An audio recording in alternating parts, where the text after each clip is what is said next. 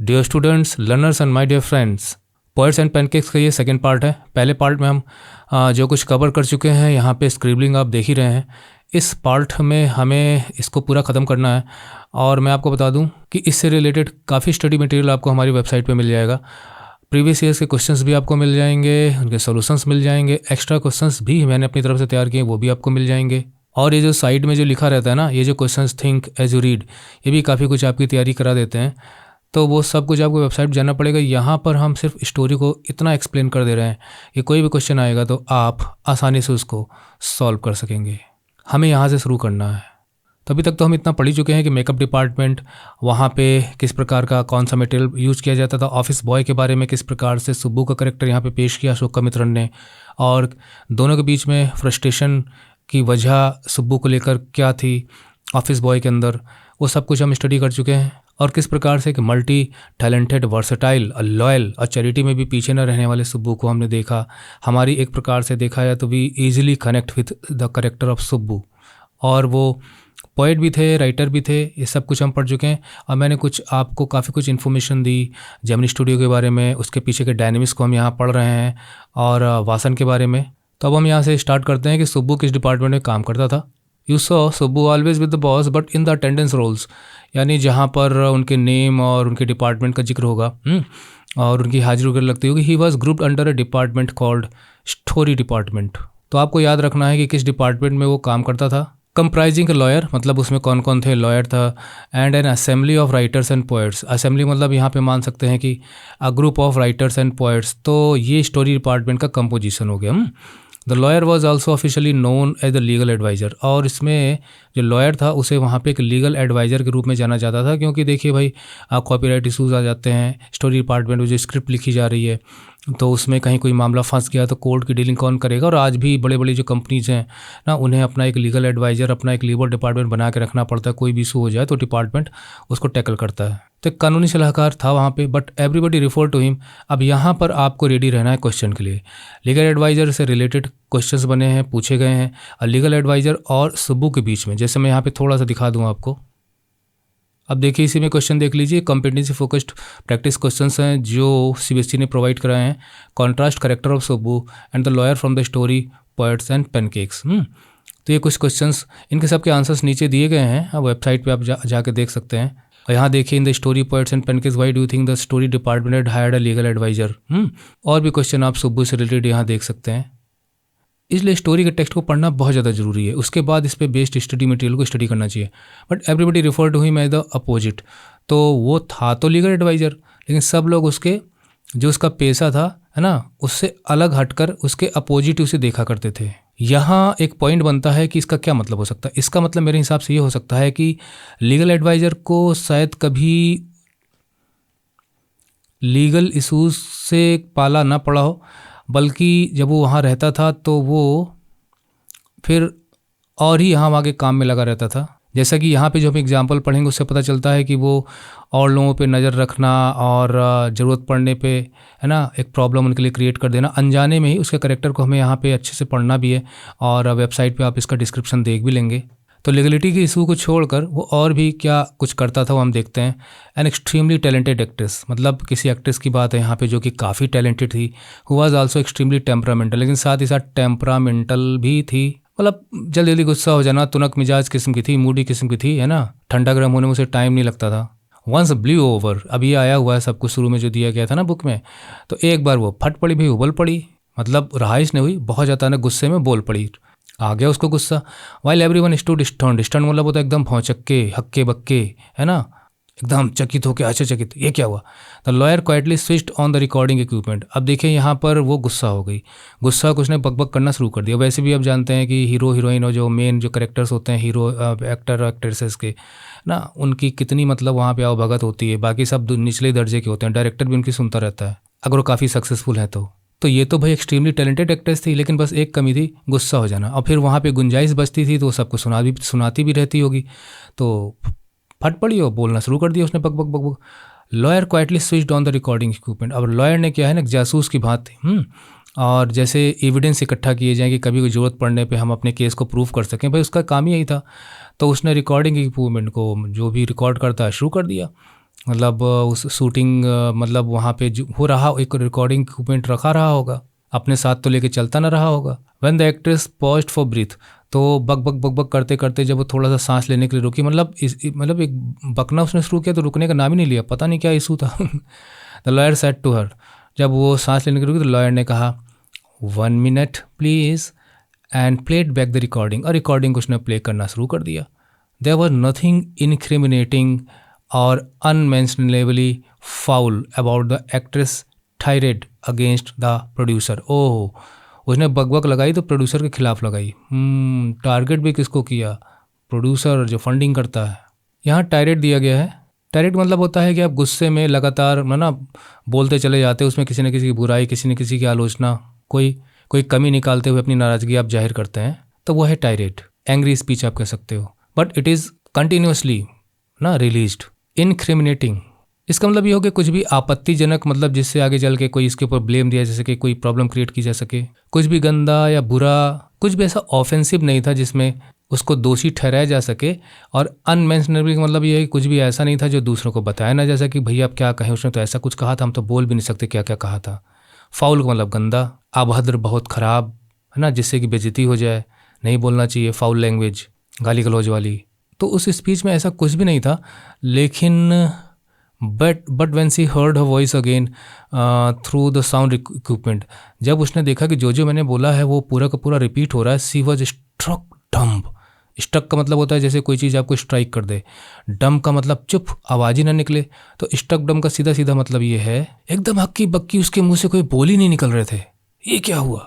एक girl from a country side, मतलब वो देहात वगैरह से आई थी, मतलब मेन सिटी की नहीं थी। She hadn't gone through all the stages of worldly experience, तो उसे दुनिया का उतना ज्ञान नहीं था। कहने का मतलब ये है कि वो अभी कम उम्र भी रही होगी और वो कई स्टेजेस पार करके जो है वो कहीं ना कहीं उसको सक्सेस मिल गई होगी, तो उसे स्ट्रगल का उतना ज़्यादा अनुभव नहीं था कि दुनिया में किस किस तरह के लोग होते हैं, कहाँ कहाँ सावधानी बरतनी चाहिए। हम तो यहाँ कहेंगे भाई हमारा तो एक प्रकार से इम्पैथी सिंपैथी इसी एक्ट्रेस के साथ जुड़ गई। That generally preceded a position of importance and sophistication. That का मतलब जो का मतलब ये जो वर्ल्डली एक्सपीरियंस है, मतलब कहने का मतलब ये है कि जब आप दुनिया में आगे बढ़ते हो तो अगर आप स्टेप बाय स्टेप जाके अगर आप ऊपर पहुंच रहे हो तो आपको सब कुछ इतना जो एक्सपीरियंस है ये वर्ल्डली ज्ञान की तरह यहाँ दिया गया है, ठीक है। तो वो क्या है ना कि कहीं कहीं उसको अब देखते हैं आगे क्या लिखा है कि जनरली प्रीसीड मतलब होता है कि जो चीज़ पहले आती है। पोजीशन ऑफ इम्पोर्टेंस, तो भाई वो एक एक्सट्रीमली टैलेंटेड एक्ट्रेस थी और जेमिनी स्टूडियो की फिल्म में वो काम कर रही थी, तो निश्चित है कि ऐसी पोजीशन को पाना कोई आसान काम तो नहीं है। सोफिस्टिकेशन, इसको तो आप जानते होंगे कि मतलब किसी भी फील्ड में है तो वहाँ के कुछ मतलब वहाँ के सलीके होते हैं, तौर तरीके होते हैं, कैसे मतलब किसी भी सिचुएशन से निपटा जाए, मतलब ये सोफिस्टिकेशन आपके अंदर होना चाहिए। दुनियादारी आपको आनी चाहिए, मतलब एबिलिटी होनी चाहिए टू अंडरस्टैंड डिफ़िकल्ट और complicated ideas and how to tackle them, situations को कैसे टैकल किया जाए। तो यहाँ पे बात यह है कि मतलब फिल्म इंडस्ट्री में थी और उसको सक्सेस मिल गई होगी, और जिसकी वजह से वो जो फिल्म इंडस्ट्री में है तो आपको कहाँ बचना है, कहाँ बोलना है, कैसे, तो उसके जो तौर तरीके, सलीके और दुनियादारी, बनावटीपन भी उसमें ज़रूरी है। तो वहाँ की उतनी समझ उसको थी नहीं, इनोसेंट थी और उसने बक बक लगा दी। तो वही चीज़ यहाँ कहा गया है कि मतलब कंट्री साइड से आई लड़की थी और she had not gone through, मतलब गॉन थ्रू का मतलब सी हैड नॉट एक्सपीरियंस्ड, वो जो स्ट्रगल को उसने एक्सपीरियंस नहीं किया था उतना, जो कि ज़रूरी है। दैट मतलब यहाँ पे जो कि ज़रूरी है कि आप ऐसी पोजीशन पे पहुँचते हैं जहाँ पे आपको इम्पोर्टेंस भी मिलती है और जहाँ आपको वहाँ के सोफिस्टिकेशंस भी आने चाहिए, और ये आता है इस वर्ल्डली एक्सपीरियंस से। तो वो उसके साथ नहीं हुआ था। That she had found herself catapulted into, that का मतलब जो, मतलब शी हैड फाउंड, उसने अपने आप को पाया। कैटापल्टेड मतलब होता है जैसे गुलेल होती है ना, गुलेल आप जो है उसमें बंधी होती है और आप खींच के जब फेंकते हो तो वो वास्तव में जाता है उधर, तो आप यहाँ खड़े हो, उछाल के आपने वहाँ पे पहुँचा दिया। तो सी मतलब उसको जो सक्सेस है वो जंपिंग सक्सेस मिली, किसी ने एक प्रकार से यहाँ से उठा के डायरेक्ट यहाँ पहुँचा दिया हो, तो ये पूरा जो रास्ता वो कवर करके नहीं गया, तो उतनी दूरी का उसे एक्सपीरियंस ही नहीं है। तो वो चीज़ यहाँ बताई गई है कि उसे सक्सेस सडन मिली और वो सक्सेस पोजीशन पे, इम्पोर्टेंस पोजीशन पे, एक्ट्रेस की पोजीशन पे डिफरेंट स्ट्रगलिंग स्टेप्स को उसने झेला नहीं था।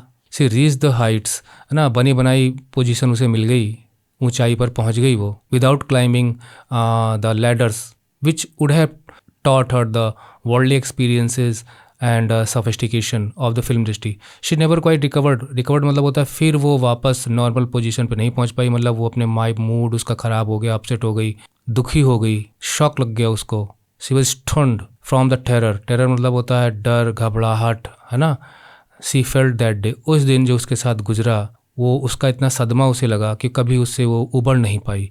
That was the end of a brief and brilliant acting character. और उसी के साथ ख़त्म हो गया उसका, और छोटा सा मतलब उसको ज़्यादा दिन नहीं हुआ था अपने करियर को शुरुआत किए हुए, एंड ब्रिलियंट इतनी बेहतरीन एक्टिंग कैरियर उसका ख़त्म हो गया। ऐसे इंडियन फिल्म इंडस्ट्री में भी आपको कुछ एग्जांपल मिल जाएंगे that came got great success. अब बहुत जल्द उन्होंने कैरियर या तो खुद ही ख़त्म कर दिया और दे डाइट। तो ये है लीगल एडवाइज़र। मतलब लीगल एडवाइज़र का जो है उदाहरण भी दिया गया ना, लीगलिटी से, लीगल इशू से कुछ भी लेन देना नहीं है। तो यही सब वो करता रहता था मुझे लगता है। लेकिन that was the legal adviser who was also a member of the story department वो भी मेंबर था। हैड अनविटिंगली देखिए, विटिंगली का मतलब होता है कि आपने बड़ा दिमाग लगाया उसमें, है ना। लेकिन अनविटिंगली मतलब अनजाने में ही, हमको लगता है थोड़ा सा उसने जोकिंगली ऐसा कुछ किया होगा, क्योंकि काम वाम कुछ उसके पास रहता नहीं होगा, तो यही सब वो यहाँ वहाँ कभी इस डिपार्टमेंट पहुँच रहा, कभी इस डिपार्टमेंट पहुँच रहा, ये सब करता रहता होगा। तो बिना सोचे बेचारे कि वो लेडी है, मतलब उसको कैसा महसूस होगा। आपने कोई मतलब घर उससे बहुत बुरे इरादे से या गलत इरादे से नहीं किया था उसने, and he did not realise कि ये एंड होगा उसका। What about the sad end, ये दुखी कर देने वाला, उदास, वेरी ट्रेजिक एंड उसकी वजह से हो गया। पता नहीं उसने ऐसा महसूस भी किया होगा कि नहीं किया होगा, कि इमोशंस डोले होंगे उसके कि मैंने क्या किया। Well every other member of the department वोर अ काइंड ऑफ यूनिफॉर्म। देखिए यहाँ पे लीगल एडवाइज़र पे काफ़ी कुछ डिवोटेड है यहाँ पे टेक्स्ट मैटर। सुब्बू के बाद मुझे लगता है दूसरा इसी के ऊपर है। Well every other member of the department वोर अ काइंड ऑफ यूनिफॉर्म। तो बाकी सब जो है यूनिफॉर्म पहना करते थे, ये भी बात पता चलती है।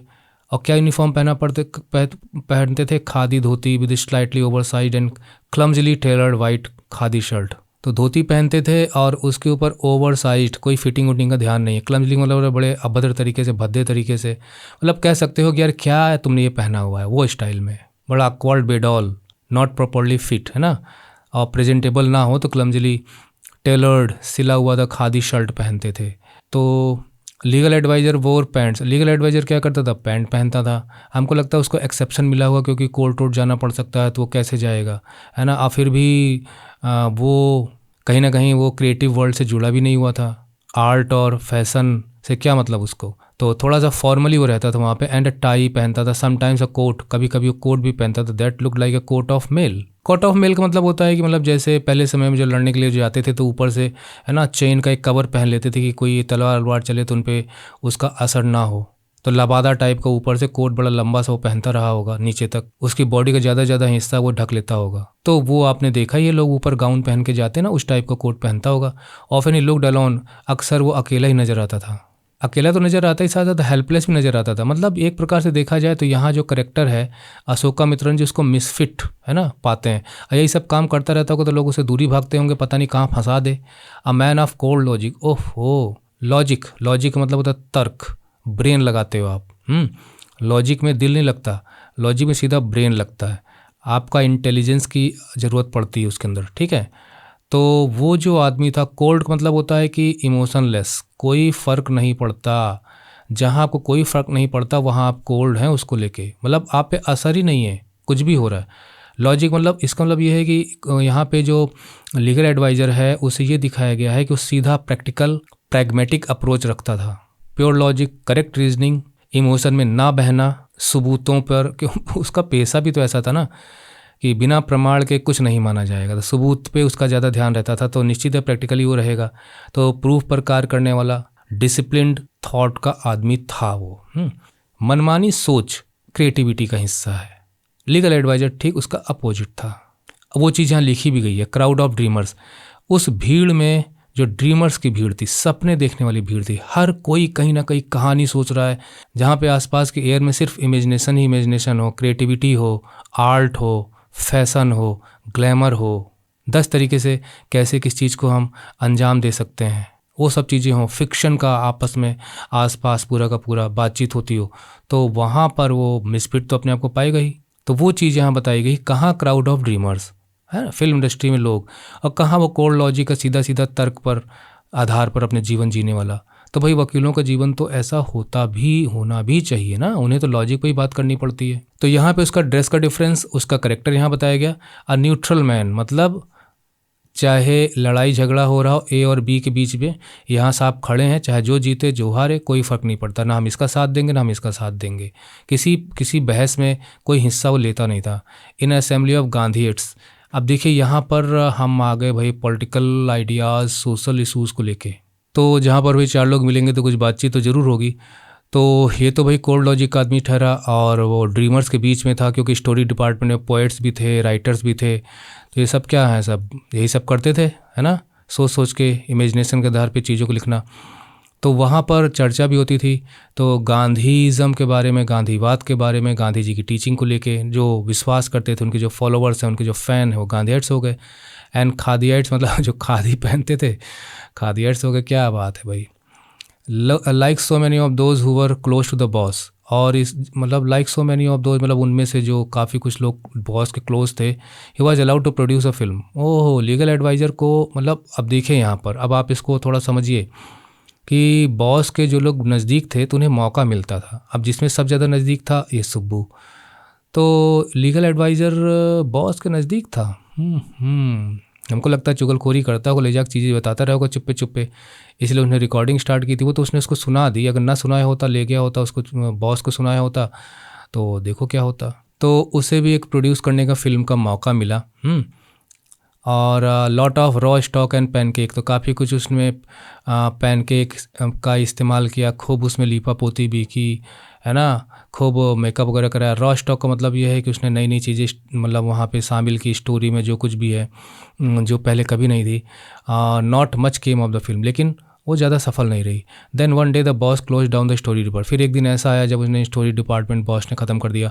And this was perhaps the only instance, और शायद ये अपने आप में अनूठा और अकेला उदाहरण था इन ऑल ह्यूमन हिस्ट्री, पूरी ह्यूमन हिस्ट्री में, where a lawyer lost his job, जहाँ पे एक लॉयर की जॉब चली गई, because the poets were asked to go home, क्योंकि पोएट्स को कहा गया था आप घर जाइए। तो ये चीज़ भी थोड़ा सा इस पर क्वेश्चन शायद पूछा नहीं गया, पर पूछा जा सकता है कि व्हाट डज इट मीन। तो सीधी सी बात है कि जो लीगल एडवाइज़र था उसका खुद का एक डिपार्टमेंट अलग से होना चाहिए था, है ना, लीगल डिपार्टमेंट, जहाँ पे एक दो लोग और होने चाहिए थे जो लीगल इशूज़ से रिलेटेड सब कुछ करते। लेकिन शायद कभी ऐसा था नहीं, इसलिए इसको आपने देखा ही क्या किया था उसने। और यहाँ पे बल्कि लीगल एडवाइज़र उसे फ़िल्म बनवाई जा रही है, तो आप अंदाज़ा लगा सकते हैं कि वहाँ उसका कोई खास काम नहीं था।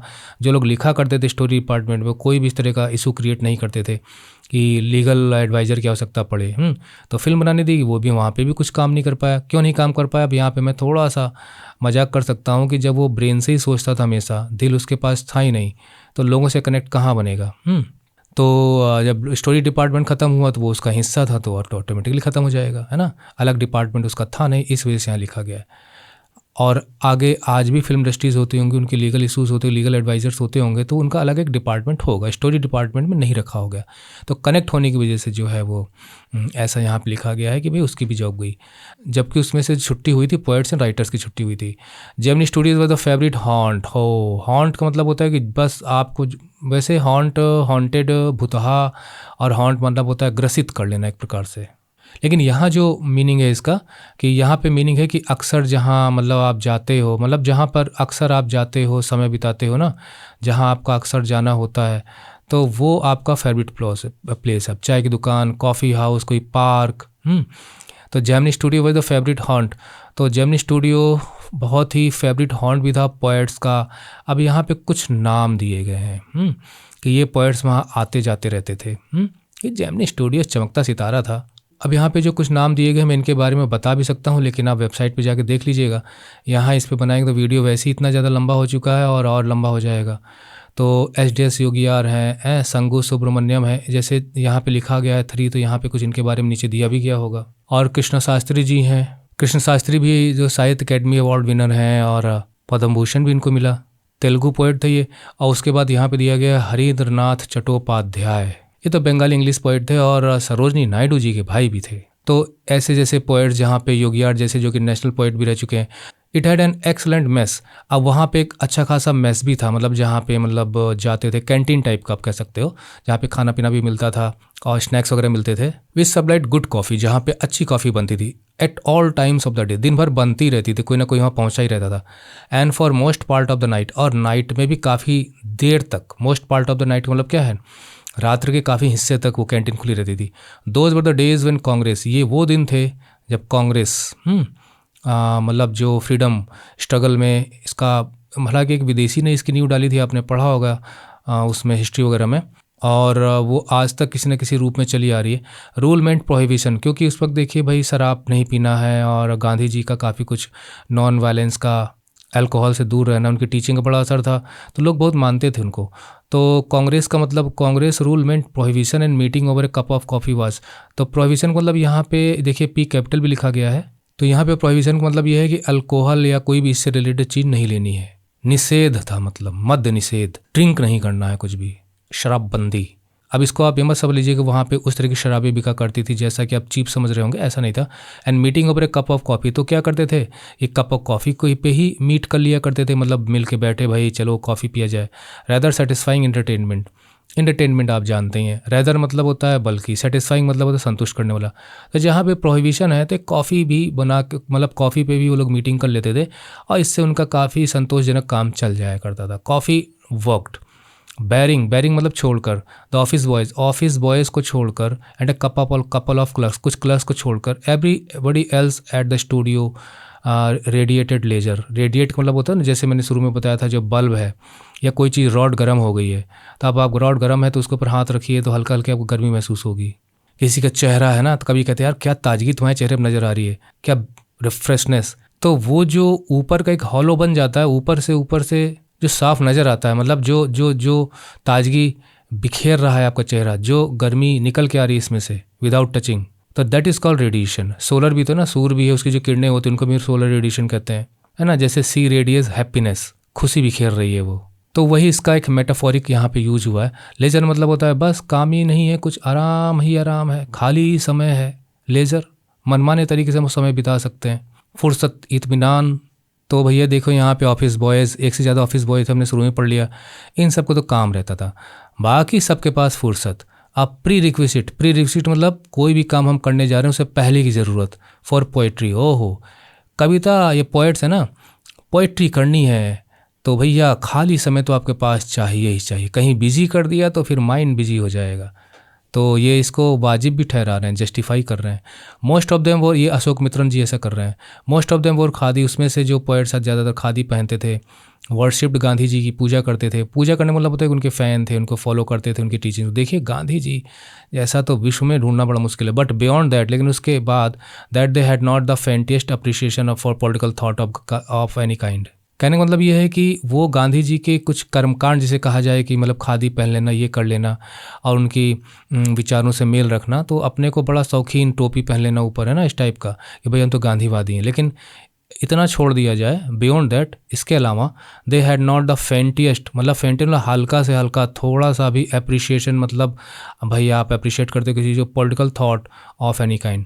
तो गांधी जी को छोड़कर, गांधीवाद की बातों को छोड़कर किसी भी दूसरी पॉलिटिकल आइडियोलॉजी से उन्हें कुछ भी लेना देना नहीं था। अब यहाँ पे देखिए भाई, ये जो हम पढ़ रहे हैं यहाँ पे पॉलिटिकल आइडियोलॉजिकल कॉन्फ्लिक्ट और कम्युनिज्म भी हमको यहाँ पढ़ने को मिल सकता है।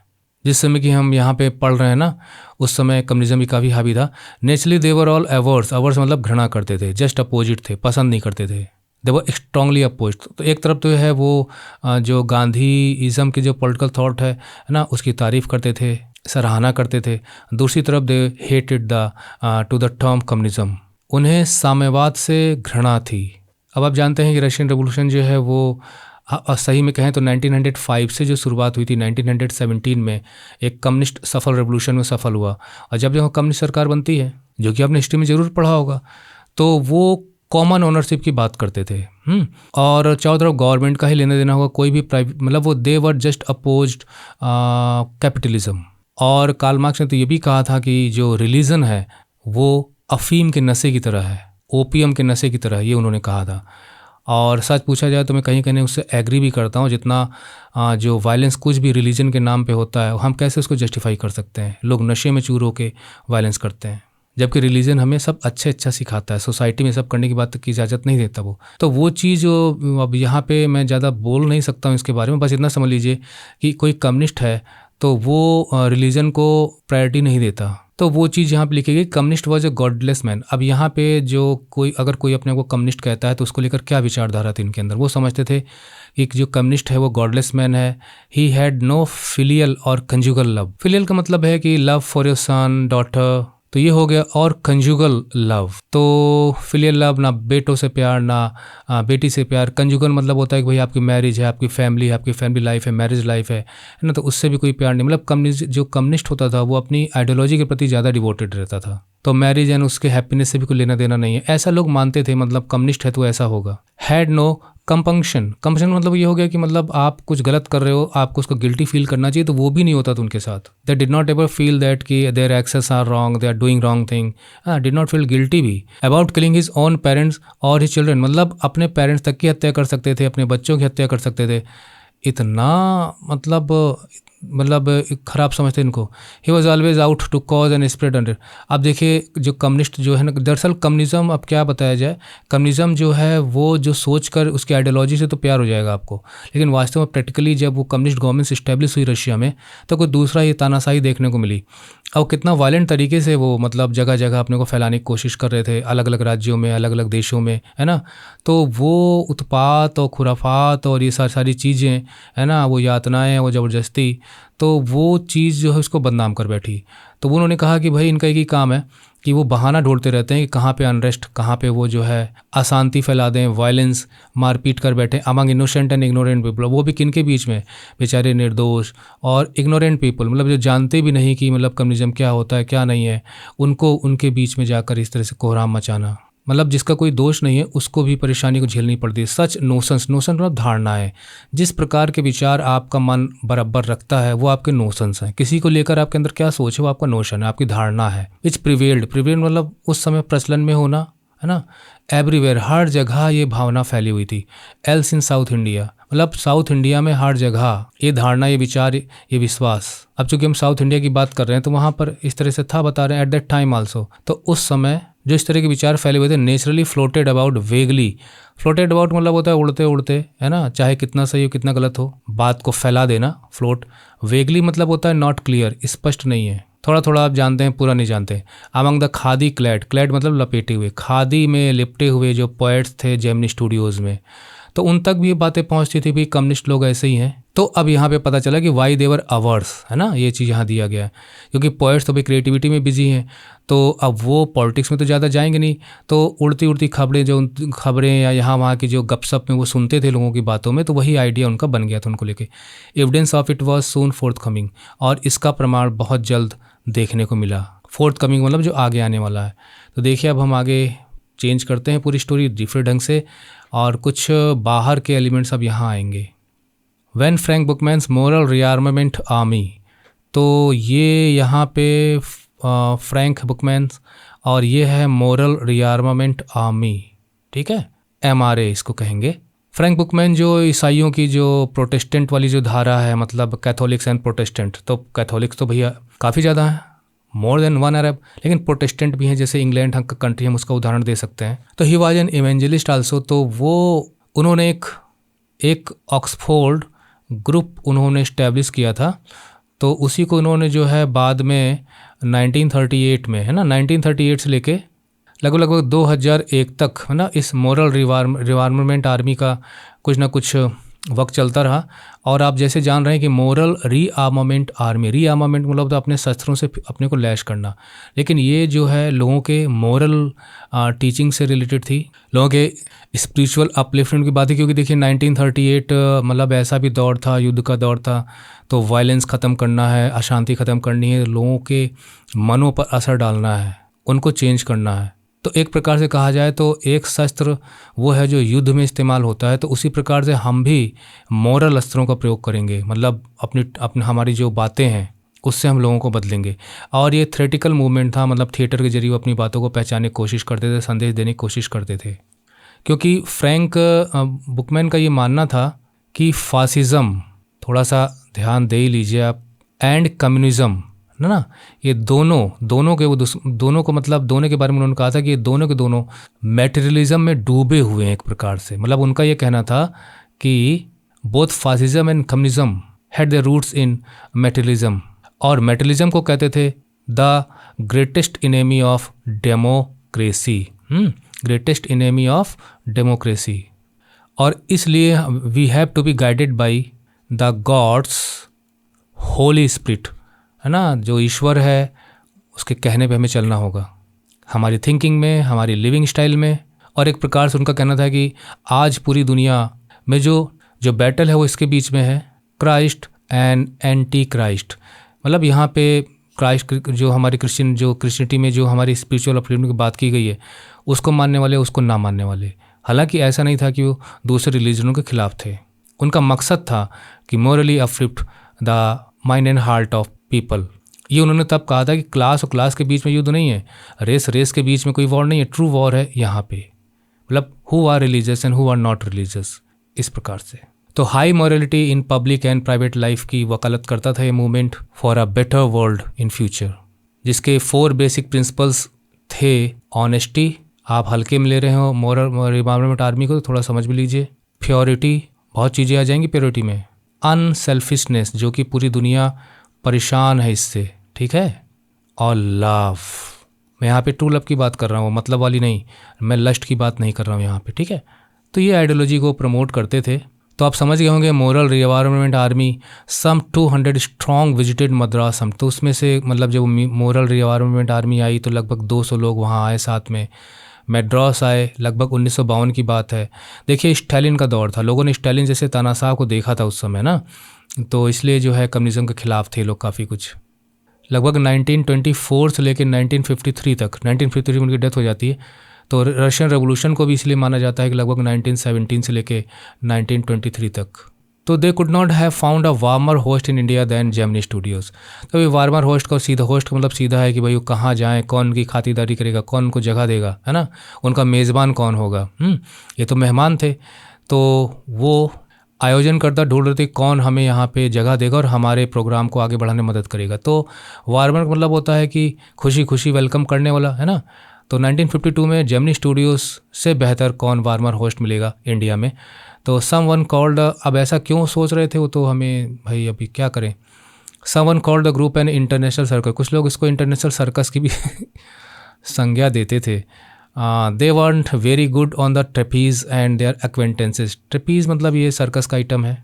आपने तो खाली फिल्मों में सक्सेस देखा होगा, लेकिन हमने तो भाई, हमारी तो उम्र 50 के ऊपर हो रही है, हमने सर्कस रियल में देखा है, और एक नहीं कई बार देखा है। हवाओं में रस्सियों से लटक के दूसरे तक पहुंचना, ऐसे कूद फान मचाना, और बहुत ही खतरनाक होता था। एंड देयर एक्वेंटेंसेस, एक्वेंटेंस मतलब होता है कि यू नो अबाउट, परिचय होना उनसे, जानकारी होना विद एनिमल्स। तो अब यहाँ पे फ़न है, आप सटायर कह सकते हो कि इंटरनेशनल सर्कस कहा जाता था। वो बात दूसरी है कि ना ट्रेपीज को उनको पता था, ना उन जानवरों से उनकी कोई जानकारी थी, जानवरों से उनका कोई परिचय था। Was only at the dinner table, सिर्फ डिनर टेबल पे ही उनकी जानवरों से कोई रिलेटेड बातचीत होती थी। तो ये टेबल पे अपनी स्टोरी डिस्कस करते होंगे तो वो बात होगी। बट दे प्रेजेंटेड 2 प्ले, लेकिन वो 2 प्ले मतलब वहाँ पे प्रेजेंट करते थे वहाँ पे। तो इसको हमको हाईलाइट कर देना चाहिए। इन अ मोस्ट प्रोफेशनल मैनर, बहुत ही अच्छे ढंग से पेश करते थे, पेशेवर तरीके से, मतलब कहीं कोई कमी न रह जाए। There Jotham Valley and the Forgotten Factor, ये 2 प्ले के नाम है, Jotham Valley and the Forgotten Factor. Jotham जो है एक ड्रामा है 2 भाइयों को लेकर, जिसमें से एक भाई के पास वाटर के लीगल राइट्स होते हैं, तो किस तरह से पानी बंद कर देता है सप्लाई, तो कितनी प्रॉब्लम क्रिएट होती है। लेकिन अंत अच्छा ही होता है, बाद में सच्चाइयाँ पता चलती हैं और फिर वाटर सप्लाई शुरू की जाती है। द फॉरगॉटन फैक्टर की अगर हम बात करें तो इसमें ह्यूमन आइडियोलॉजिकल क्लैशेस दिखाए गए हैं। जब एक स्ट्राइक होती है, जो कि कम्युनिज्म का बहुत ही इंपॉर्टेंट फीचर जो आज तक चला आ रहा है, लोगों ने ले लिया इसको, है ना, हड़ताल वगैरह करना, क्योंकि कम्युनिज्म जो है वो वर्कर्स की बात करता था, फार्मर्स की बात करता था, है ना। आम जो कहने का मतलब ये है कि एक इंडस्ट्री में अगर एक मालिक है और 100 लोग काम कर रहे हैं, तो कैपिटलिज्म के अनुसार मालिक ये है, सारा प्रॉफिट ही ले जाएगा, इनको सैलरी देगा खाली। लेकिन कम्युनिज्म के हिसाब से ये पूरी की पूरी जो इंडस्ट्री है ये कॉमन ओनरशिप है, उसका मालिक भी हिस्सेदार है और सारे के सारे मजदूर भी हिस्सेदार है, और सबको उनके कंट्रीब्यूशन के अनुसार हक मिलना चाहिए। तो यहाँ पे एक इंडस्ट्रियल ड्रामा दिखाया गया है और बाद में इस पर एक मूवी भी बनी। हमारे यहाँ भी कुछ फिल्में उस दौर में बना करती थी, जैसे नया दौर जैसी फिल्में आप देखिए तो वहाँ पे एक स्ट्राइक्स और कम्युनिज्म का कुछ ना कुछ आपको मिल जाएगा। मतलब एक दौर था जब बहुत ही चर्चित होते थे कम्युनिस्ट आइडियाज़ एट्सेट्रा। और आज भी हमारे कम्युनिस्ट पार्टीज़ हैं, और किसी कम्युनिस्ट कभी आपकी मुलाकात हो जाएगी ना तो अलग ही नज़र आएगा, आपकी आइडियोलॉजी अलग ही नज़र आएगी। तो वो नाटक कर किया करते थे, रैन सेवरल शोज़, मद्रास में कई शो किया करते थे, and along with the other citizens of the city. और उसमें मतलब सिटीजन्स मतलब उस शहर के अन्य लोगों को भी शामिल करते थे। Gemini family of 600 saw the place, और जेमिनी स्टूडियो के लगभग 600 लोग, जैसे मैंने शुरू में आपको बताया था कि एक समय यहाँ पे 600 से भी ज़्यादा लोग काम किया करते थे। सो द प्लेज ओवर, और बार बार उस प्ले को देखते थे, मतलब उनके नाटक उनको अच्छे लगते थे। The message of the plays वो यूजुअली प्लेन एंड सिंपल, और जो संदेश होता था, क्योंकि भाई देखिए फिल्मों के संदेश होते हैं, नाटकों के संदेश होते हैं, तो ये थिएट्रिकल प्रोग्राम था। थिएटर में लोग रियल नाटक किया करते थे, तो उसका जो संदेश था बहुत ही सिंपल था, प्लेन था, मतलब समझ में आ सकता था। सिंपल होमिलीज, होमलीज का मतलब सीधी सादी बातें जो नैतिक शिक्षा देती हूँ, नैतिक पाठ पढ़ाने वाली हूँ, रिलीजियस और मॉरल टीचिंग देती हूँ। But the sets and costumes, तो संदेश तो सिंपल थे, लेकिन जो सेट लगते थे, सेट पे जो चीज़ें इस्तेमाल की जाती थी और जो कपड़े वो लोग पहनते थे, फर्स्ट रेट थे भैया। अब देखिए देवर द यूरोपियंस, मेड्रॉस एंड आज भी देखिए हॉलीवुड जो है कितना पैसा खर्च करता है, और अलग ही स्थान उसका आज बना हुआ है। Madras and the Tamil drama community, तो मेड्रॉस की और तमिल ड्रामा जो कम्युनिटीज़ थी, समुदाय था, तो terribly impressed, मतलब greatly impressed, and for some years almost all Tamil plays had a scene of sunrise। तो काफ़ी ज़्यादा मतलब इनके थिएट्रिकल जो अचीवमेंट थे वहाँ पे जाके उन्होंने प्रभावित किया, और जो वहाँ के जो ड्रामा कंपनीज थी वो काफ़ी ज़्यादा प्रभावित हुई। काफ़ी आने वाले समय तक जो तमिल प्लेस हुआ करते थे had a scene of sunrise and sunset, तो उनकी सीन में भी सनराइज दिखाया जाता था, सनसेट दिखाया जाता था, उसी तरीके से दिखाया जाता था जैसे जोथम वैली में दिखाया जाता था। जोथम वैली में सनराइज और सनसेट होगा with a bare stage. Bare stage का मतलब होता है कि खाली स्टेज, कहने का मतलब ये है कि जब अच्छा कंसेप्ट है यहाँ पे, मतलब स्टेज बना हुआ है और पर्दा लगा हुआ है ना, तो जब कोई नहीं है वहाँ पे तो स्टेज खुलेगा और वहाँ पे सनराइज़ का सेट दिखाना है, और जब नाटक बंद होगा तो सनसेट का सीन दिखाना है। मेरे ख्याल से इस तरह होगा। और वाइट बैकग्राउंड कर्टेन, और उसके बाद पीछे एक वाइट बैकग्राउंड कर्टेन इस्तेमाल होता था, एंड ट्यून प्लेड, और बांसुरी पे एक धुन बजती थी। ये मतलब उन्होंने ले लिया इससे। It was some years later that I learn that MRA was a kind of counter movement. बाद में मुझे पता चला कि जो मोरल रिआर्ममेंट आर्मी है एक काउंटर मूवमेंट था, मतलब जो कम्युनिस्ट थे उन्होंने मूवमेंट चला रखा, मतलब कम्युनिस्ट जो आइडियोलॉजी थी उसके खिलाफ ही मूवमेंट था, है ना, टू इंटरनेशनल कम्युनिज्म। क्यों? क्योंकि जो कम्युनिज्म था एक इंटरनेशनल मूवमेंट था, मतलब किसी एक देश से नहीं है, सभी देशों में कम्युनिज्म को लेके आओ। तो जो साम्यवादी व्यवस्था थी, जो अंतर्राष्ट्रीय एक आंदोलन था, उसके खिलाफ काउंटर, मतलब just opposite.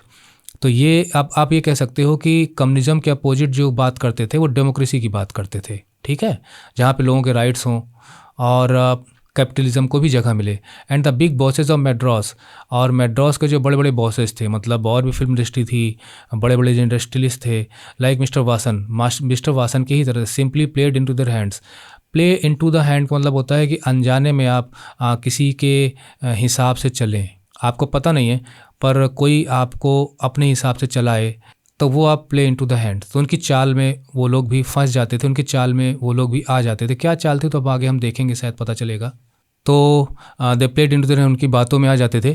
I am not sure however, लेकिन फिर अशोक मित्र ने कहते हैं कि भाई इतना बड़ा दावा मैं नहीं कह सकता कि वो ना समझते रहे हों और अनजाने में वो इनकी मतलब जो थिएटर मूवमेंट को उन्होंने लागू कर दिया हो, उन्हें ना पता हो कि काउंटर मूवमेंट है इंटरनेशनल कम्युनिज्म के खिलाफ। मैं दावा नहीं कर सकता क्योंकि फॉर मतलब because the unchangeable aspect of these big bosses, मतलब जो भी मालिक वगैरह होते हैं ना, वो सब एक जैसे दिखते हैं, है ना, उनका जो रूप रवैया जो होता है एक जैसा होता है।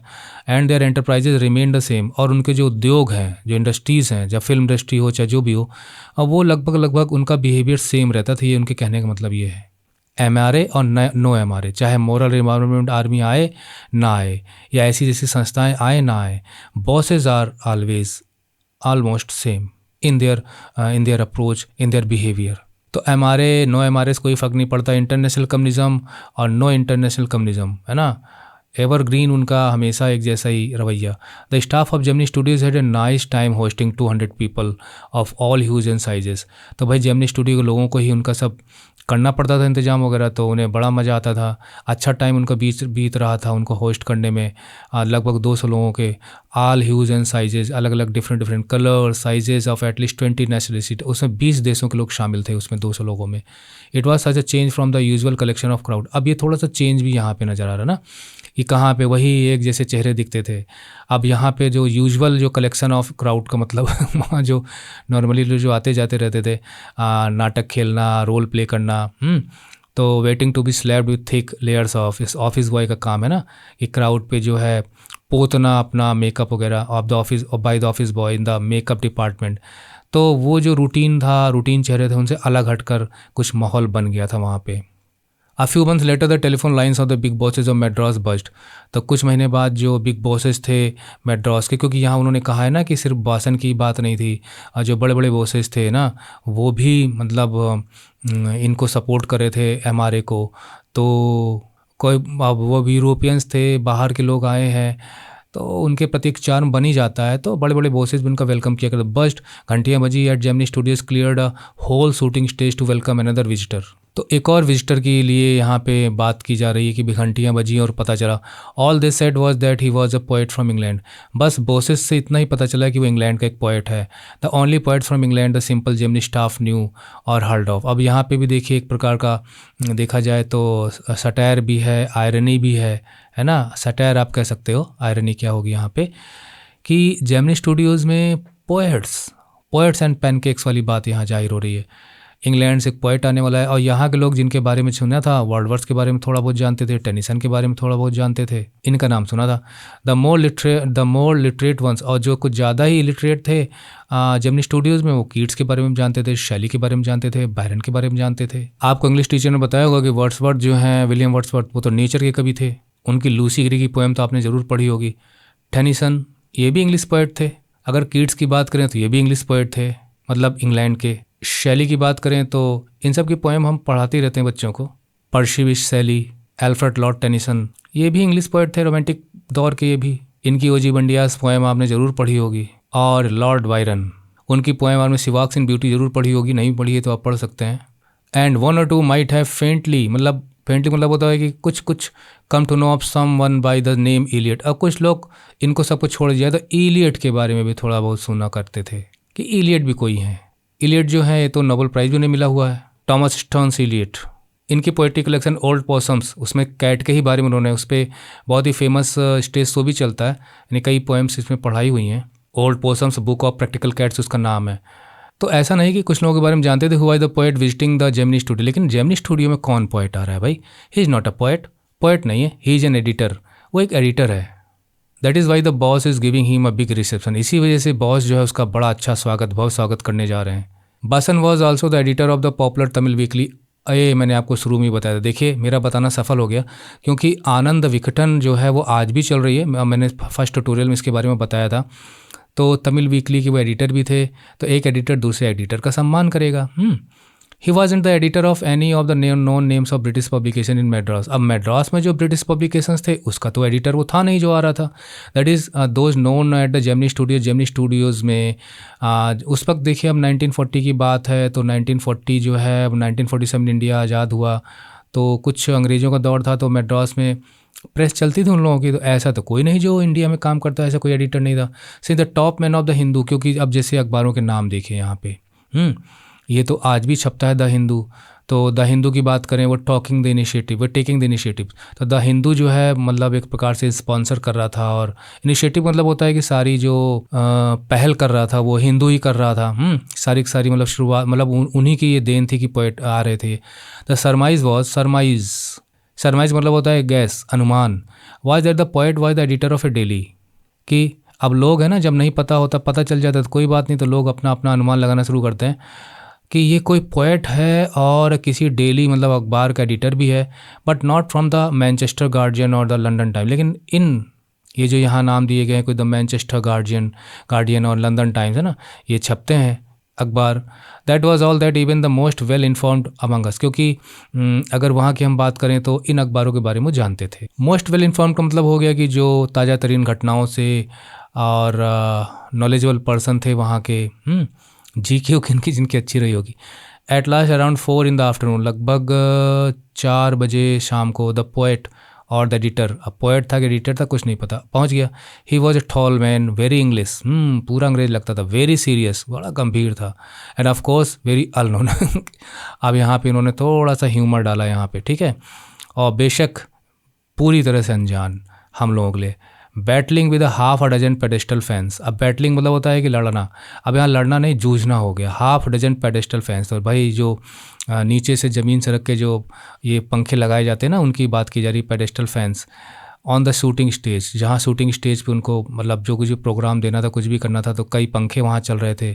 तो क्या यहाँ दिक्कत थी भाई इनको? द बॉस रेड, बॉस ने पढ़ा आउट अ लॉन्ग स्पीच, बड़ा लंबा भाषण दिया। इट वॉज ऑब्वियस, बिल्कुल क्लियर, ऑब्वियस मतलब clear, that he too knew precious little about the poet. अब ये भी यहाँ पे मतलब बड़ा सटायर आयरनी वाली बात हो गई यहाँ पे, कि वो भी शायद कुछ पोएट के बारे में कम ही जानते थे, तो उनकी जो पूरी स्पीच थी उससे पता चलता है कि उन्होंने काफ़ी कुछ बताया नहीं कि कौन थे ये। The speech was all in the most general terms, speech एकदम साधारण सी जनरल थी, स्पेसिफिक नहीं थी कि इनके बारे में काफ़ी कुछ बताएं। But here and there it was peppered with words like freedom and democracy, लेकिन कहीं कहीं पे जो है उस स्पीच में फ्रीडम शब्द का इस्तेमाल था, डेमोक्रेसी शब्द का इस्तेमाल था। पेपर्ड का मतलब क्या होता है? मतलब काली मिर्च की तरह जगह जगह जगह जगह आप छितरा दीजिए किसी को ना, तो एक प्रकार से पूरी स्पीच में है ना, थोड़ी थोड़ी समय पे फ्रीडम और डेमोक्रेसी जैसे वर्ड यूज हो रहे थे। These words were spread throughout the speech. Then the poet spoke, फिर पोएट की बारी आई। He couldn't have addressed a more dazed and silent audience, उसने लगता है अपने जीवन में कभी इस तरह के ऑडियंस ना देखे होंगे जो आगे आधे ऊँग रहे हैं, अब कुछ एकदम चुपचाप बैठे, ना ताली बजा रहे हैं, ना हुकारी भर रहे हैं, ना कुछ कर रहे हैं, रिएक्शन नहीं दे रहे हैं। तो ऐसी ऑडियंस शायद उन्होंने कभी देखी नहीं होगी। एड्रेस मतलब होता है संबोधन करना। No one knew what he was talking, किसी को पता नहीं था क्या बोल रहे हैं। अबाउट एंड इज एक्सेंट, जो उनकी बोली का जो टोन था ना, अब हम ही को अगर अंग्रेजी फिल्म के सामने बैठा दिया जाए तो हमें नहीं पता चलेगा क्या बोल रहे हैं। तो वहाँ तो जेमिनी स्टूडियोज़ में बहुत लोग ऐसे रहे होंगे जो उतने एजुकेटेड ना रहे हों, उस ऑडियंस के सामने बैठा के इस तरह से पेश किया जा रहा है कार्यक्रम। ठीक उसी प्रकार से जैसे लगभग 9 से 12 तक के बच्चों को समझने वाला कोई प्रोग्राम स्टेज पे पेश किया जा रहा है, वहाँ केजी के बच्चों को भी बैठा दिया जाए। तो defeated any talking about his accent defeated any attempt, तो मतलब एक तो उनकी स्पीच समझ में नहीं आ रही थी, ऊपर से उनके बोलने का जो शब्द थे वो समझ में नहीं आ रहे था। डिफीटेड मतलब होता है कि पूरा का पूरा पर्पज ही डिफीट हो गया, जो मकसद था वो अनसक्सेसफुल रहा। Any attempt to understand what he was saying, तो कहने का मतलब ये है कि यहाँ पे अनसक्सेसफुल क्या रहा कि एक तो उनकी स्पीच उबाऊ, कुछ समझ में नहीं आ रहा, ऊपर से बोलने का लहजा है ना, जो उनका प्रोनाउंसिएशन था वो और भी जो कोशिश करना चाह रहे थे समझने की है ना, attempt to understand what he was saying, उसको पूरी तरह से वो डिफीट कर रहा था, मात दे रहा था एक प्रकार से, और मुश्किलें खड़ी कर रहा था।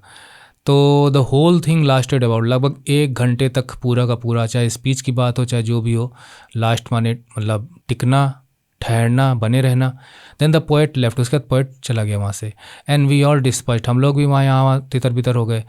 अट्ठर घोर, बहुत ज़्यादा, बैफलमेंट मतलब एकदम कन्फ्यूज्ड, पूरे उलझन में, यार क्या कहा होगा, क्या कहा होगा, क्या मकसद था आने का।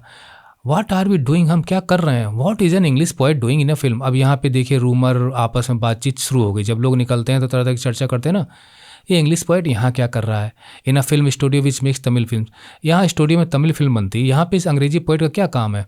For the simplest sort of people, यहाँ पे एकदम साधारण से साधारण लोग यहाँ रहते हैं। सॉर्ट मतलब type, people whose lives least afforded, जो लोग जिनका जीवन इस तरह से है कि लीस्ट मतलब ना के बराबर, अफोर्ड माने होता है वहन करना, देम मतलब होता है उनको। और क्या अफोर्ड करने की बात हो रही है, possibility of cultivating a taste for English poetry. Cultivating मतलब होता है कि भाई अपने मन में, दिमाग में, दिल में आप किसी चीज़ को लेकर थोड़ा सा डेवलपमेंट करो, इंटरेस्ट डेवलप करो। तो वो ये कह रहे थे कि यहाँ पे बहुत ही साधारण लोग रहते थे, उनके पास कोई नाम मात्र की भी गुंजाइश नहीं थी कि वो इंग्लिश पोइट्री के लिए कोई टेस्ट डेवलप कर सके अपने मन में, अपने माइंड में, अपने दिल में, यानी कोई दिलचस्पी पैदा कर सकें। वो खुद ही अपने जीवन से जूझते रहते थे। The poet looked pretty baffled too, poet भी बड़ा बैफल्ड था, बड़ा कंफ्यूज था, क्या हुआ यार पता नहीं, मैं यहाँ बोल तो गया, तो वो भी नहीं समझ पा रहा था यार माहौल को। For he too must have felt, क्योंकि उसने भी महसूस किया होगा दैट शेयर मतलब सिर्फ, इनकॉन्ग्रिटी मतलब बड़ा बेतुका सा, मतलब मिसफिट था, यानी एक प्रकार से आप अनफिट हैं, अयोग्य हैं। Of his talk about the thrills and travels of an English poet, कहने का मतलब यह है कि उन्होंने भी महसूस किया होगा कि उनकी बेतुकी बातें, शेयर मतलब सिर्फ, मतलब यहाँ के लोगों को उनकी बेतुकी बातें बेमतलब लगी होंगी इन लोगों को। मतलब यहाँ पे जो उन्होंने चीज़ें रखी वो फिट नहीं थी इस ऑडियंस के बीच में। अपनी बातों की बातों कर रहे हैं। जो उन्होंने about the thrills and travels, उन्होंने अपने जीवन के स्ट्रगल के बारे में और जीवन की यात्रा के बारे में बताया था। मतलब उनके जीवन में जो डिफरेंट स्ट्रगल रहे हैं, डिफिकल्ट सिचुएशंस आई, कैसे उनसे निकल कर आए, अच्छे बुरे अनुभव जो भी थे। कहने का मतलब है कि थ्रिल्स एंड ट्रेवल्स को आप ये समझ सकते हो कि उनकी जीवन यात्रा के एज ए पोएट है, जो कुछ भी रहा है, जो भी उनके अच्छे बुरे अनुभव रहे हैं वो उनसे शेयर कर रहे थे। तो उन्हें ऐसा लगा, ये भी सिंसियर रहे होंगे तभी ऐसा लगा कि यार ये तो बहुत ही इनकंग्रुएंस है, मतलब बड़े अटपटा सा मतलब मेरा ये भाषण रहा होगा, अनसूटेबल था यहाँ पे, ये उन्होंने भी महसूस किया होगा और ये लोग भी महसूस कर रहे हैं। His visit remain N unexplained mystery, और आज तक उनका यहाँ आना है ना अबूझ पहेली जैसा बना हुआ है, कोई समझ नहीं पाया बाद में भी कि वाई डिड ही विजिट। तो ये भैया बहुत बड़ा सटायर और है यहाँ पे, इसीलिए लिखा गया है कि पोएट्स एंड पैनकेक्स, बेमेल का संगम, क्या काम इनका। The great prose writers of the world may not admit it. अब यहाँ पे अशोक मित्रन अपने विचार दे रहे हैं। The great prose writers of the world may not admit it. जो यहाँ गद्य लेखन है, मतलब जो पोएट्री नहीं लिखते हैं, स्टोरी फॉर्म में चीज़ों को लिखते हैं, तो प्रोज राइटर्स की बात करते हैं कि दुनिया के जो बड़े बड़े प्रोज राइटर्स हैं वो ये मानेंगे तो नहीं, मतलब जानते हैं लेकिन वो दुनिया के सामने एक्सेप्ट नहीं करेंगे। बट माई कन्विक्शन ग्रोज, लेकिन मेरा विश्वास बढ़ता चला जाता है इस चीज़ को लेके, stronger day by after day, दिन प्रतिदिन मेरा इस विचार पर मैं बहुत ज़्यादा कॉन्फिडेंट होता चला जा रहा हूँ that pros writing is not and can not be the true pursuit. कि ये जो हम प्रोज राइटिंग करते हैं, स्टोरी राइटिंग करते हैं, आर्टिकल राइटिंग एक्सेट्रा करते हैं, can not be the true pursuit of A genius. Genius का मतलब होता है कि हाईली टैलेंटेड माइंडेड व्यक्ति, तभी तो राइटर है। परसूट का मतलब होता है कि कोई भी पेशा अगर आप अपना रहे हो तो ये आपका परसूट है। तो ये लिखने का, राइटर का जो पेशा है ना, वो जीनियस लोगों का काम नहीं है। It is for the patient. ये बहुत ही धैर्यवान, परसिस्टेंट, लगातार डटे हुए हैं, लगे हुए हैं, पीछे नहीं हट रहे हैं। परजेवरिंग का मतलब होता है अटल, अडिग, है ना, दृढ़ निश्चय के साथ। तो जीनियस के जो शौक हैं और जो उनके परसूट्स हैं उनका नहीं है लिखने का काम। ये पेशेंट, परसिस्टेंट, परजेवरिंग, ड्रज का मतलब ये है कि आप जैसे घर का कोई नौकर हो और रोज़ाना उसे वही काम करने पड़ रहे हैं छोटे मोटे, और फिर भी वो करता रहता है। तो ये पेशेंट हो, परसिस्टेंट हो, परजेवरिंग हो और छोटे मोटे कामों को बार बार करना पड़े, चाहे वो कितने बोरिंग ही क्यों ना हो, लेकिन वो करता है उनको। तो उस टाइप का मतलब हार ना मानना, लगे रहना, है ना। With a heart so shrunken. अब हार्ट सो श्रंकन का मतलब होता है कि भाई आपकी ख्वाहिशें, आपकी इच्छाएं, आपके शौक, है ना, सब मार कर, दिल को सिकोड़ कर बैठना पड़ता है। मतलब मन मार कर आपको, मतलब आपको जीवन में आगे बढ़ना है। That nothing can break it. तो जब आपने पूरी तरह से मन मारा ही हुआ है ना, आपने आपके दिल से उछाल नहीं रह रहे हैं डिज़ायर्स, पैशंस, शौक, तो सिकुड़ा हुआ दिल, दैट नथिंग कैन ब्रेक, जिसे कोई तोड़ नहीं सकता, इतना ज़्यादा शंकन है। ठीक उस बुढ़िया की तरह से या बुढ़े की तरह से जिसका शरीर पूरी तरह से गल गया हो, सिर्फ हाड़ मांस बचा हो, उसको और आप कितना तोड़ोगे, कितना पतला करोगे। तो ये तो थोड़ा दिल को छू लेने वाली बात है, लेकिन देखते हैं कि क्या है। रिजेक्शन मतलब आपकी स्टोरी रिजेक्ट कर दी जा रही है, आपकी पोइट्री रिजेक्ट कर दी जा रही है। आपने कुछ लिख के भेजा और वहाँ से जवाब आया, तब तो लेटरबाजी हुआ करती थी ना, कि स्लिप मिली कि भाई हम अस्वीकार करते हैं। Don't mean a thing to him.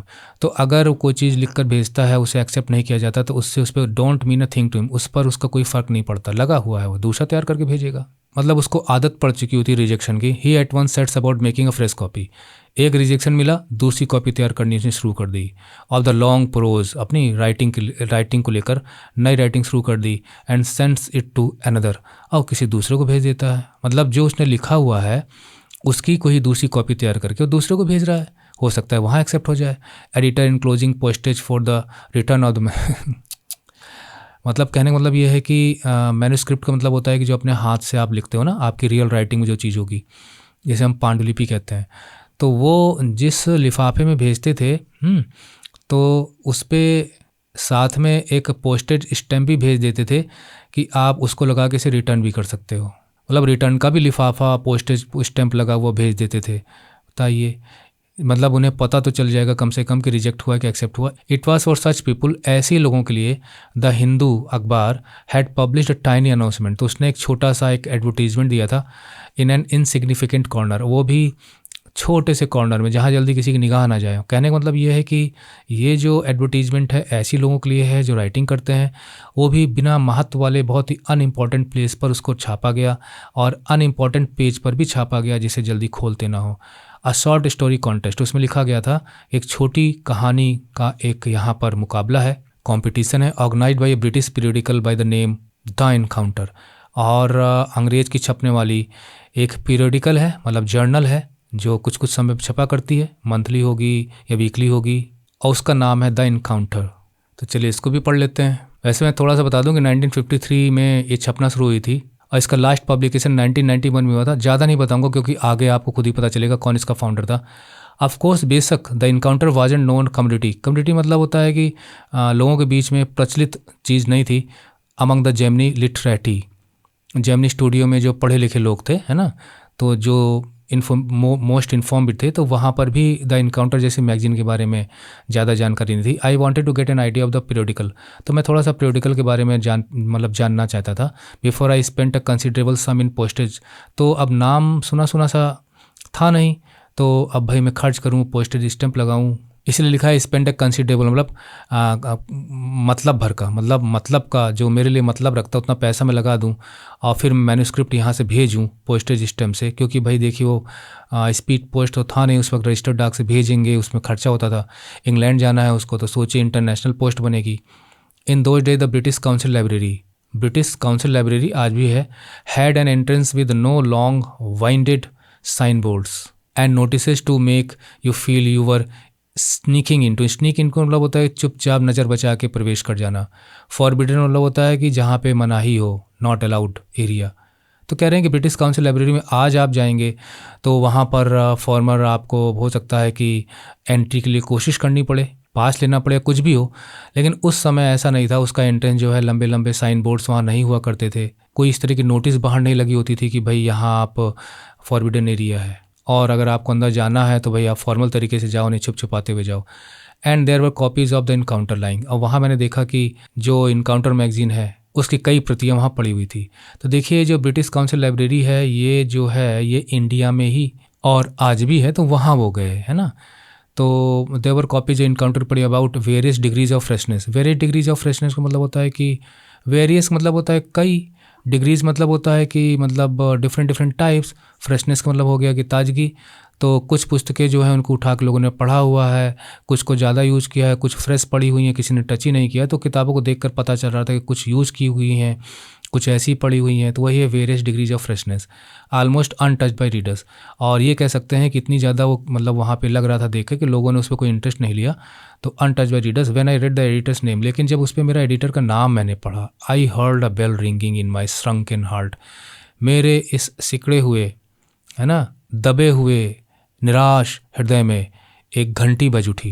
घंटी बज उठने का मतलब ये है कि अचानक कोई ख्याल उनके मन में आया, कोई विचार आया, कोई याद आई, कोई आइडिया, कोई कंसेप्ट, कोई बात, तो अचानक जो है उनके मन में आया। It was the poet who had visited the Gemini studios, अरे ये तो वही पोएट है जो जेमिनी स्टूडियोज में आया था। ओहो, I felt like I had found a long lost brother, मुझे लगा जैसे मैंने कोई खोया हुआ भाई पा लिया हो। अब खोया हुआ भाई का क्या मतलब यहाँ हो सकता है, क्योंकि ये भी राइटर थे, लिखते थे, और he was also an editor. वो पोएट नहीं था, एडिटर था। और दूसरी चीज़ ये है कि भाई वो जेमिनी स्टूडियोज़ में उन्होंने देखा था और यहाँ उनका नाम वो पढ़ रहे थे, तो एक मतलब लगा कि यार हम तो इनको जानते हैं। तो कुछ ज़्यादा ही बढ़ चढ़ कर यहाँ पर लिखा गया है कि अशोका मित्रन कहने, मुझे लगा जैसे मेरा कोई भाई मिल गया हो, ये अनुभूति हुई, ये एक्सपीरियंस मुझे हुआ, ये मुझे फील हुआ। And I sang as I sealed and, तो मैं जब एनवलप को सील कर रहा था तो मैं गा रहा था।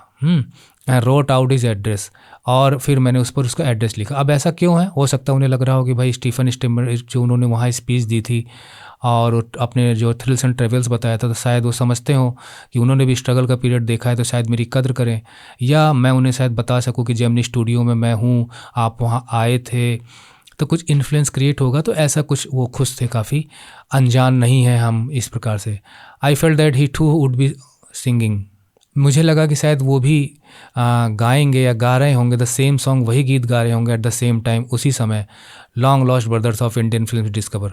उसी समय का मतलब ये है कि जब उन्हें मिलेगा लेटर और वो देखेंगे कि मैं अशोक मित्रन हूँ और अशोक मित्रन जेमिनी स्टूडियोज़ हूँ, तो अचानक उनको भी लगे अरे जेमिनी स्टूडियो से कोई आया है, तो वो फीलिंग उनकी भी होगी। Long lost brothers of Indian film discover each other. जैसे इंडियन फिल्म इंडस्ट्री में ना कई फिल्में ऐसी बनी हैं जहाँ पे बचपन में भाई बिछड़ जाते हैं, बाद में मिलते हैं, तो each other by singing the same song in the first.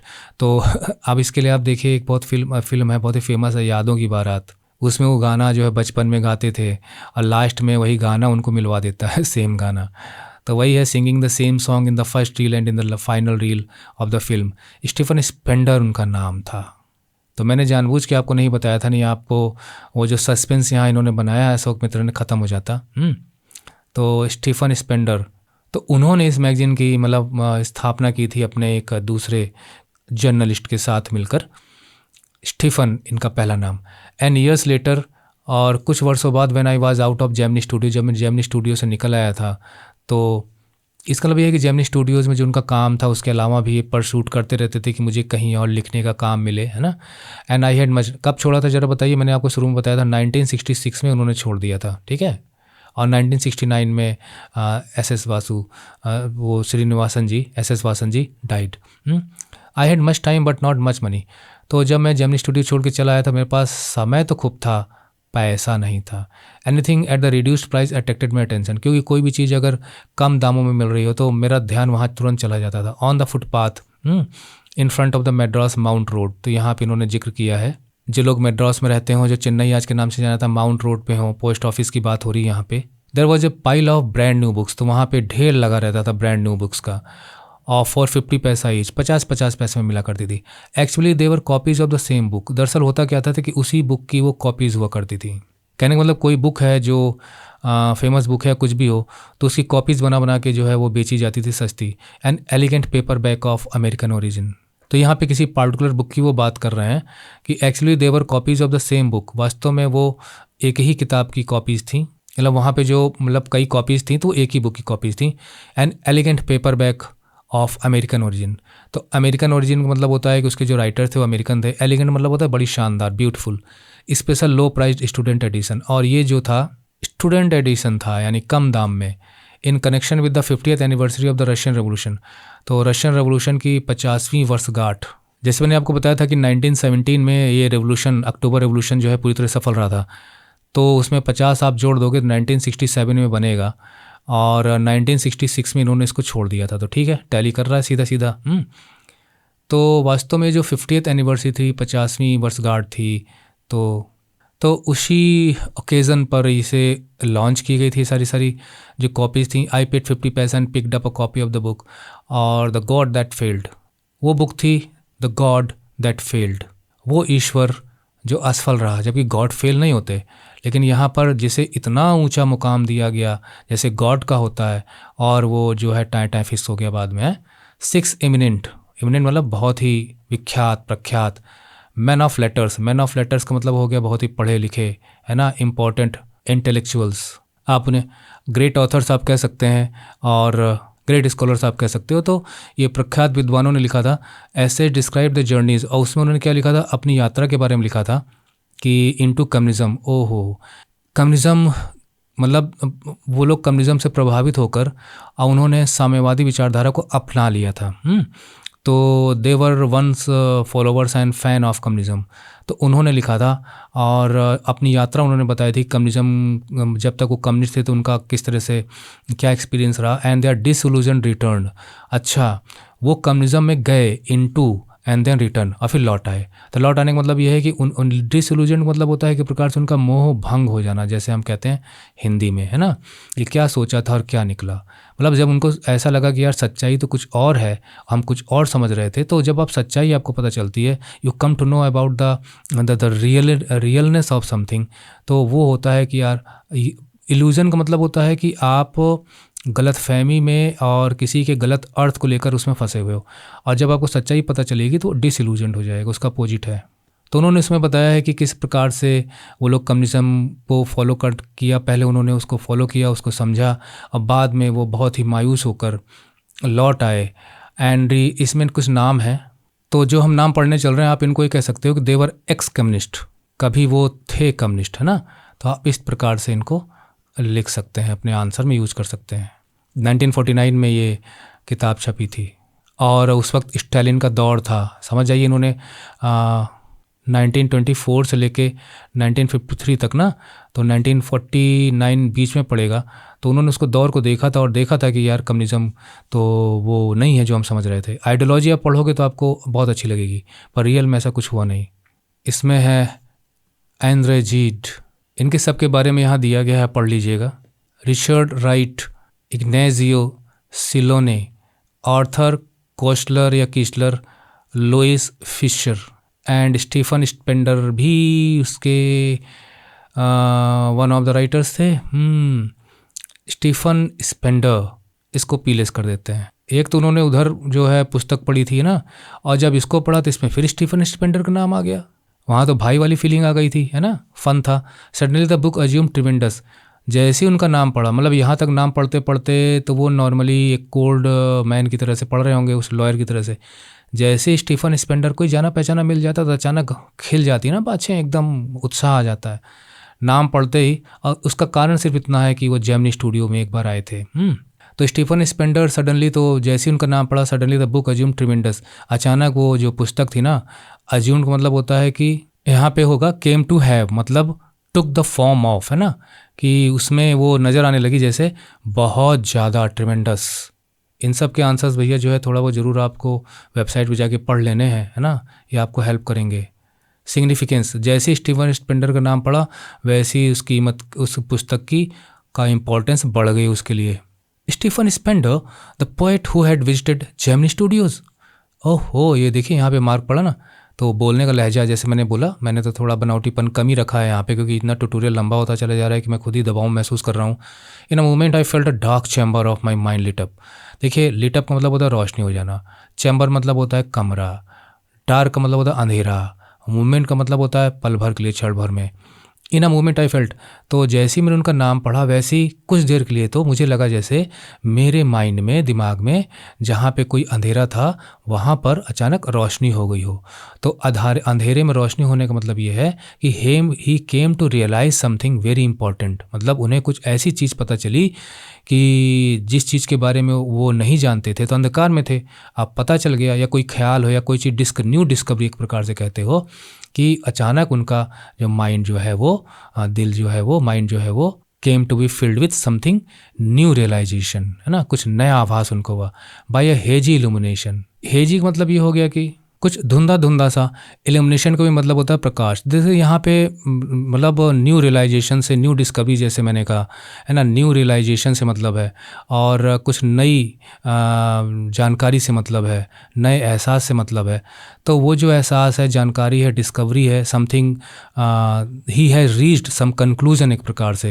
लेकिन वो कंक्लूजन थोड़ा थोड़ा सा हेजी भी बताया गया है, तो उन्होंने कहा कि कुछ कुछ अब मुझे क्लियर हो गया, है ना, समथिंग बिकेम क्लियर। तो वो चीज़ यहाँ लिखी है कि dark chamber of my mind lit up by hazy illumination. तो यहाँ पे एक प्रकार से आप कह सकते हो कि मेटाफोर वगैरह का यूज किया गया है, क्योंकि डार्क चैम्बर का सीधा मतलब है कि something unknown that I didn't know about.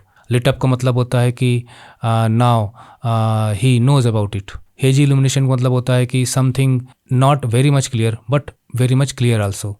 The reaction to Stephen Spender Gemini Studio was no longer. अब इसको थोड़ा आप ध्यान से देखिए।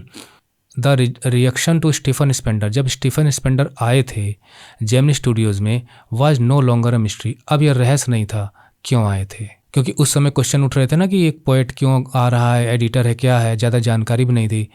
The boss of the Gemini Studios may not have much to do with Spender's poetry. कहने का मतलब ये है कि जेमिनी स्टूडियोज़ के जो बॉस थे, यानी सीधी सी बात है कि S N. Vasan may not have much to do with the Spender's poetry. हो सकता है कि जो स्पेंडर की जो पोइट्री है उससे उनका कुछ लेना देना ना हो, उसमें कोई इंटरेस्ट ना हो, but not with his God that failed. लेकिन ये जो but not with his God that failed का मतलब क्या है? अगर हम इसका लिटिल मीनिंग निकालें तो हम कहेंगे कि लेकिन वो उस गॉड जो कि फेल हो गया है उससे ज़रूर उनका लेना देना था। कहने का मतलब ये है कि यहाँ पे गॉड जो है वो कम्युनिज्म हो गया, ठीक है ना। और उसकी आइडियोलॉजी हो गई। और फेल्ड का मतलब ये है कि जो ऐसे लिखा था उस बुक में गॉड दैट फेल्ड में कि मतलब दे वर डिसइल्यूजन्ड, यही वर्ड यूज़ किया गया ना, उनका मोह भंग हो जाना। तो एक प्रकार से हमें कह सकते हैं कि एस वासन भी कहीं ना कहीं कम्युनिज्म के मुरीद रहे होंगे, फ़ैन रहे होंगे, आइडियोलॉजी उन्हें पसंद आई होगी, लेकिन बाद में वो उसको लात मार के निकला, या तो ये तो यार ये तो यहाँ तो स्टालिन जैसे लोग शासन कर रहे हैं, मतलब तानाशाह को जन्म दे रही है कम्युनिज्म, तो उनका भी मोह भंग हुआ होगा। तो he was also one like the 6 writers who had return from communism. तो इस स्टीफन स्पेंडर भी उसके एक राइटर थे ना। स्टीफन स्पेंडर भी once he was a communist follower, but he when he got disillusion, तो उन्होंने भी उसमें योगदान दिया अपना। तो यहाँ कुल कहने का मतलब ये है कि स्टीफन स्पेंडर के लिटरेचर से उनकी जो मतलब क्या पोइट्री है उससे ज़्यादा मतलब ना रहा हो, लेकिन कम से कम वासन को ये पता ज़रूर था कि ये भी कभी कम्युनिस्ट थे, वहाँ से रिटर्न हुए हैं, मेरे ही जैसे हैं, मुझे भी कम्युनिज्म से मेरा मोह भंग हुआ है, इनका भी मोह भंग हुआ है। तो जब वो वहाँ पे उनका वेलकम किया गया तो मिस्टर वासन न्यू कि why he was welcoming him, क्योंकि मच टू डू का मतलब होता है कि कुछ लेना देना, है ना, ज़्यादा लेना देना। तो पोइट्री से ज़्यादा लेना देना नहीं था, लेकिन वो गॉड जो फेल हो गया था उससे लेना देना ज़रूर था। मतलब कम्युनिज्म जो फेल हो गया था, फेल होने का मतलब होता है कि जिससे मोह भंग हो गया था, उससे ज़रूर लेना देना था। तो he knew about Stephen Spender and his disillusionment with the communism. तो मेरे ख्याल से आपको ये क्लियर हो गई होगी आखिरी लाइनें, और ये सब कुछ आपको मिल जाएगा हमारी वेबसाइट पे, वहाँ जाइए। और वीडियो लंबे ज़रूर हुए होंगे, लेकिन देखिए न्याय करना चाहिए, जस्टिस करना चाहिए। क्लास में देखिए 2-2 3-3 पीरियड में पढ़ाएगा टीचर अगर सही होगा, और एक बार आप कायदे से पढ़ लोगे, समझ लोगे, और कुछ क्या आप चाहते हो इस चैप्टर से रिलेटेड वो बताइएगा, तो I am capable of doing that also. तो वेबसाइट ज़रूर विजिट करिए, lot of matter is given there, बहुत सारे क्वेश्चंस हैं, जाइए विजिट करिए। So ending the tutorial, saying well, bye bye, study well and take care.